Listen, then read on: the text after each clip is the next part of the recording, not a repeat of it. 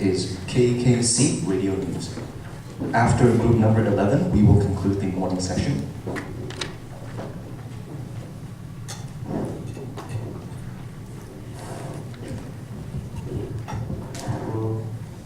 Group number 11, you may begin.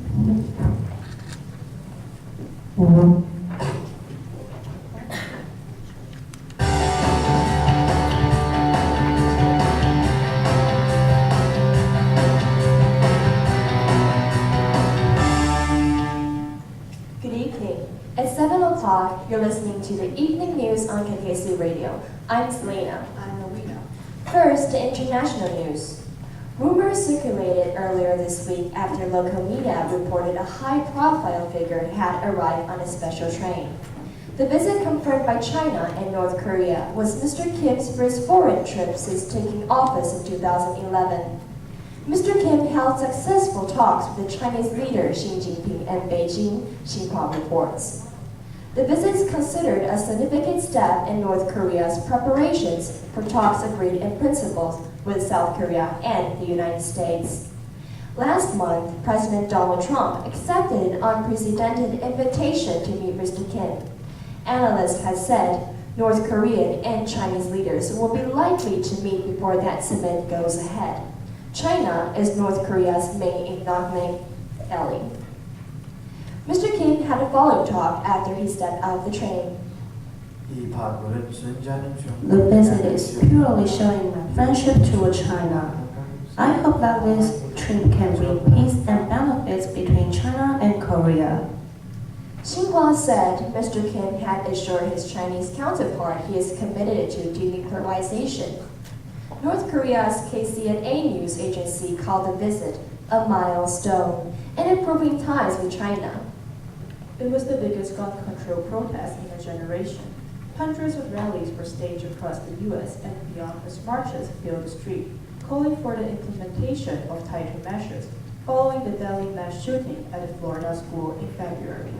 That incident not only ignited the Never Again movement, but also Saturday's mass demonstrations, which took place under the banner of March for Our Lives, and were led by a rally in Washington, D.C., attended by some 200,000 demonstrators, according to CBS News. One of the most emotionally charged moments came when Emma Gonzalez, one of the student survivors of the mass shooting, took to the podium in Washington, D.C. Ms. Gonzalez, who has been at the forefront of the recent student-led protest, delivered a powerful speech.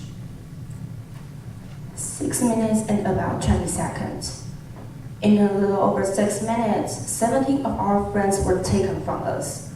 50 were injured, and everyone, absolutely everyone, was forever altered. Everyone who's there understands. Everyone who has been touched by the cold grip of gun violence understands.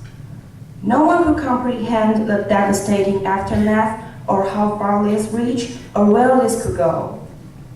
For those who still can't comprehend because they refuse to, I'll tell you where it went. Right into the ground, 6 feet deep. With events not just in the U.S., but as far afield as London, Paris, Mauritius, Tokyo, Stockholm, Sydney, Geneva, and Berlin, the day was made up of powerful messages delivered by articulate students and children, most of whom have already in some way experienced gun violence. Now, the local news. Taiwan retailers have seen a rush on toilet paper over the weekend as word spread of an imminent sharp price rise. Shoppers use social media to post pictures of empty shelves where the product would usually be. Manufacturers have written to the retailers warning that prices are set to rise by 10% to 30% next month, as extra costs are passed on to the customers. But some shoppers say they bulk bought because of the fears the product will run out, rather than overpriced worries. Here's our Taipei correspondent Molly reporting in Taipei. Good evening, Molly. The toilet paper crisis in Taiwan is really amazing, isn't it? Evening, Selena. Yes, I'm right now in a local supermarket in Taipei. Let me talk to some shoppers here. I will ask the lady how long she has been lined up to buy the toilet paper and why she is buying so many. Hi, 你好，请问你在这排了多久？为什么要买这么多卫生纸？我排了10小时，一开门我就进来了。不买的话，全台大缺货。要是以后上厕所不能擦屁股怎么办？ Basically, she said she had been lined up for 10 hours for the supermarket to open. All toilet paper in Taiwan was sold out. She was also worried that she couldn't wipe her butt if she didn't get any this time. Thank you for your live coverage from Taipei, Taiwan, Molly. You're welcome, Selena.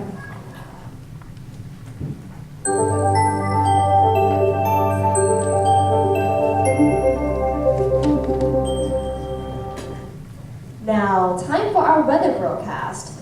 Jack, are you there? Yes, so have you purchased any toilet paper yet, Selena? After all the frenzy, I might consider going to buy some after this session. Buy some for me, please. I need to wear my butt too. Okay, tell us about today's weather. Alright, here's the weather forecast for today. According to Central Weather Bureau forecasters, partly clear conditions over much of Taiwan this evening, with possible showers in the south. Overnight lows will be 23 or 24 for the most part, though the north will see lows of 20. Tomorrow, rain over most of the country due to the planned rain season, with highs of 29 to 31. Right now is 24 in Taipei, 25 in Taichung, 27 in Bali, and 30 in Kaohsiung. That's a KKC Radio weather forecast. I'm Jack. Thank you, Jack, and thanks for listening. Tune in tomorrow at the same time on KKC Radio FM 101. I'm Alwina. I'm Selena. Goodbye.